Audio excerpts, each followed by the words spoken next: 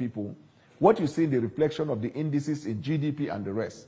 So there is nowhere in the world where you are carrying out a reform that you will say, whilst you are carrying out this reform, everything will remain as it is. Definitely you are starting all over again.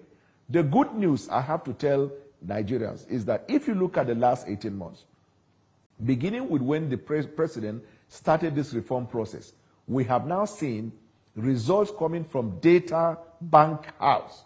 If you look at the last Bureau's report, you have seen the growth of the GDP, you have seen unemployment declining, you have seen employment going up, you have seen importation going down, you have seen the export going beyond Africa to Europe, you have seen the increased revenue to states, you have seen infrastructure in key areas of the economy, you have seen education, people who could not afford education are having access to education.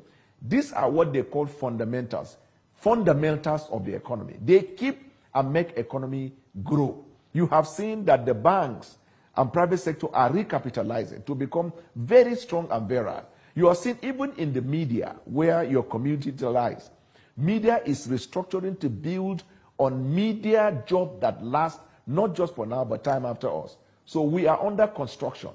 So anytime they raise that concern, you have to put it into perspective, because if you don't put it into perspective, you will be carried away in the delusion that Nigeria ought to be the way it was when the report of where it was founded on borrowing and feeding and not putting on infrastructure, when it is founded on falsehood and false reportage, and when it is founded on critical area of the economy declining.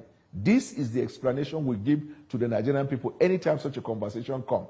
And our answer to them is that we were not the same way we were last year, this year. There is an improvement. And that is how in 2025, you're going to see improvement in these fields.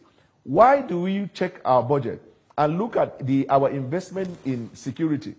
Because we discovered that if we deal with insecurity that is largely seen in states in Nigeria where we have farmers, our farmers will go back to work. And when they go back to work, we will have production in agriculture.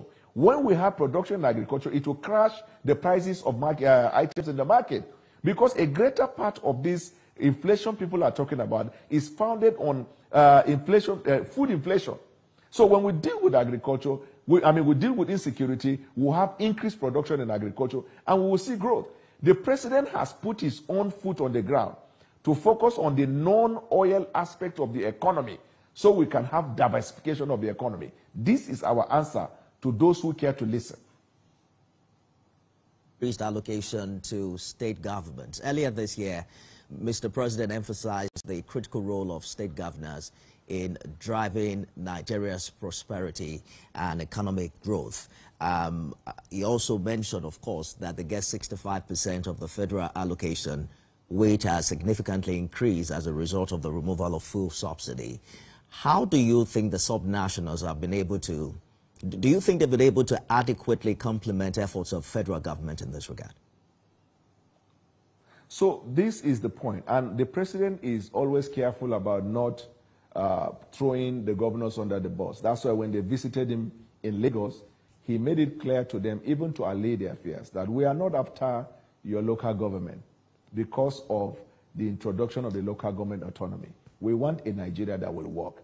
We want to take government to the local, to the base, to the grassroots, because all politics is local and all government is at the grassroots.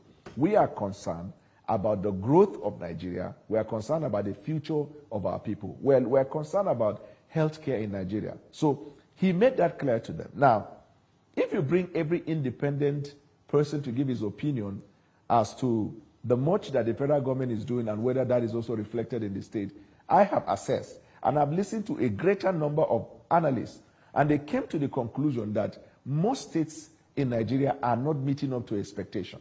Because if you go to some of the states in Nigeria, you will see that even though revenue has increased, but the situation in those states is the same as it was before the increase of revenue, in terms of salary of workers, in terms of local agriculture, in terms of chieftaincy matters, in terms of healthcare at the grassroots, basic primary healthcare, in terms of infrastructure as well. And then you come to human capital development by provision of, renovation of schools. So there are quite a number of states that are not meeting up to expectation based on analytical views of various people.